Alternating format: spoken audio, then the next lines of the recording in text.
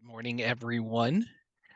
I'm going to go ahead and begin with two short readings from a book called Breaking and Blessing, which is a collection of meditations by Reverend Sean Parker Dennison, who was a predecessor in my role at First Unitarian Church of Stockton. This first one is titled How to Survive the Apocalypse. First, learn to listen, not only for enemies around corners and hidden places, but for the faint footsteps of hope and the whisper of resistance. Hone your skills, aim your heart toward kindness, and stockpile second chances. Under the weight of destruction, we will need the strong shelter of forgiveness and the deeper wells that give the sweet water of welcome. We have a place for you. When the world ends, we must not add destruction to destruction, not accept a beggar's bargain to fight death with more death. In order to survive the apocalypse, any apocalypse at all, we have to give up the counterfeit currency of self-sufficiency, the mistaken addiction to competition, the lie that the last to die has somehow survived. And the second reading is entitled P.S. Dear ones, we almost forgot. It is important to remember this world is ending. We cannot stop it.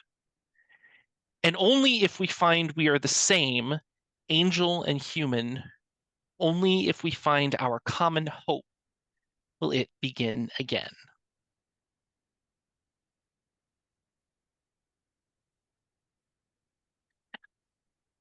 There is a devilish side of me that wanted to reply back after I had sent out the email listing what the title and description of the sermon was for this week, with an email changing the title of the sermon to Welcome to the Apocalypse.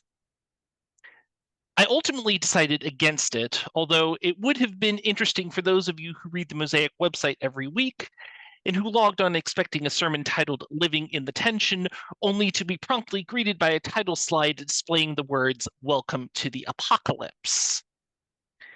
I am sure that in that moment you would suddenly find yourself with several questions about the state of mind of your guest minister.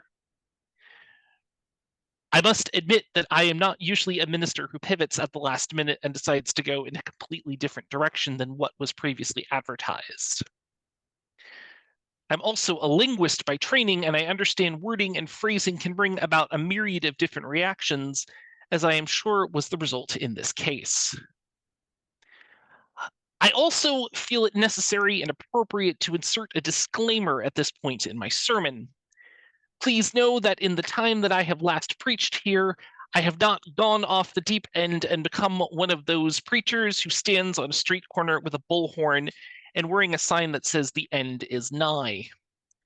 Rest assured that this is not going to be one of those sermons either. The word apocalypse is one of those heavily charged religious words that intimidate people whenever it is seen or spoken. Often, that fear is turned into a commodity for some sort of monetary gain, such as Hollywood television shows like American Horror Story, using it in the title of their shows or movies to entice people to tune in or buy a ticket and watch. It is also a word that is used by some churches to use the fear that it conjures up to illustrate why it is essential to adopt certain doctrinal positions that have often been used to do more trauma and harm than they have done any good. Regardless of the context in which it is applied, it is a word that many you use, including myself, squirm because it evokes images of fire and brimstone and the end of the world that do not fit into how I view the world or come to understand theology. While it is true that the word apocalypse is usually reserved for a particular genre of religious literature that includes these themes, as well as other aspects of supernatural imagery, The word apocalypse itself comes from two Greek words, apo and kalypto, which both mean unveiling or unraveling. The idea is that apocalyptic literature would illustrate how the divine would overcome the forces of the world that were causing grief and torment and reveal a new world and a new future that would be ushered in. Believe it or not, apocalyptic literature was meant as a sign of hope for those who were suffering under persecution. It was a way to let them know that the divine was still out there and at work in the world, and that we as a people would be led to better and more prosperous times. I know all of this. I have written and preached on all of this before. I am the minister that is always trying to dig deep into the rubble of any mess of a situation and pull out the shred of hope that was there, the one that no one thought existed, and bring it to my congregation to let them know that there is still hope, that it has not gone away, that if we all come together to kindle and nurture the dying flame of hope, we can bring it back to life and make it a reality in our world. And yet, when conflict erupted between Israel and Hamas that quickly escalated into a full-scale war, I found myself in that uncomfortable position of being a minister who felt compelled to say something, because not saying anything would be worse, yet not having or knowing the words to say, not even having fully processed things enough to know where to even begin. The hardest part was hearing my friends and colleagues who all too quickly had something to say and watching them fall into us versus them camps. I have Jewish and Muslim colleagues that I have met in interfaith spaces who are deeply hurt by the actions in Israel right now. I have friends with ties and connections to both Israel and Palestine who naturally want to stand in solidarity with their respective people. Those of us in the West, especially those of us in the US who are spectators to these types of conflict, have been conditioned to reduce any sort of conflict down to Manichaean terms, with a hero or good person to root for and support, and a villain or bad person to hate and condemn. We've been told time and time again that conflicts are never that simple, that that there are two sides to every story and that the truth is always somewhere in the middle. We also never seem to want to listen to that prophetic wisdom when moments like this arise. My personal stance on the entire situation is this. Ultimately, as a minister, I am here to care for and about people. Just as there is separation of church and state, I will always be on the side of people instead of governments. I stand with both the people of Israel and Palestine, and I mourn the catastrophic loss of life on both sides. I condemn the violence by both the Israeli government and Hamas that has taken place and affected civilians. I support both my Jewish and Muslim friends and colleagues, and I condemn any and all forms of anti-Semitism and Islamophobia. I realize that this may be the first time that I have said anything in the time that I have been preaching with you, with which you may personally disagree.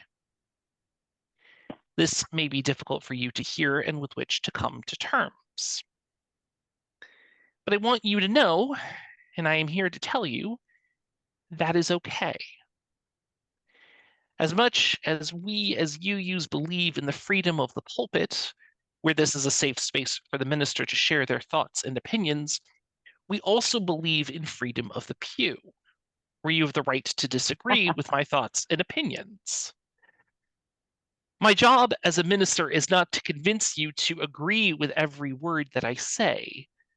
My job is to walk alongside you on the personal spiritual journeys that we walk together, and to stay with you even when those journeys get difficult. In fact, believe it or not, I actually welcome your disagreements. It is through sitting with each other and doing the work of having difficult conversations about things and deeply listening to one another, even if we have to come to the realization that there are some things on which we are going to have to agree to disagree, that helps us do the work of processing things and help make things not quite so scary. I have been reading the book Breaking and Blessing by Sean Parker Dennison, one of my predecessors in this role as minister at Stockton, from which the opening two readings for today were taken. The entire book, much like the readings, is difficult to read in many ways, and I find myself resonating with many of Dennison's words while disagreeing strongly with others. What I do hear in Dennison's words is a reminder that this faith that we practice is scary. It is messy. It is painful. It is frustrating. It is sometimes filled with more darkness than it is sunshine, and I hate that. It is also a reminder that ours is an active faith. Things like love and hope are not things that we happen to come across, nor are they things that go out of their way to find us. More often than not, hope and love are things we have to actively seek out, create, and drag kicking and screaming into existence.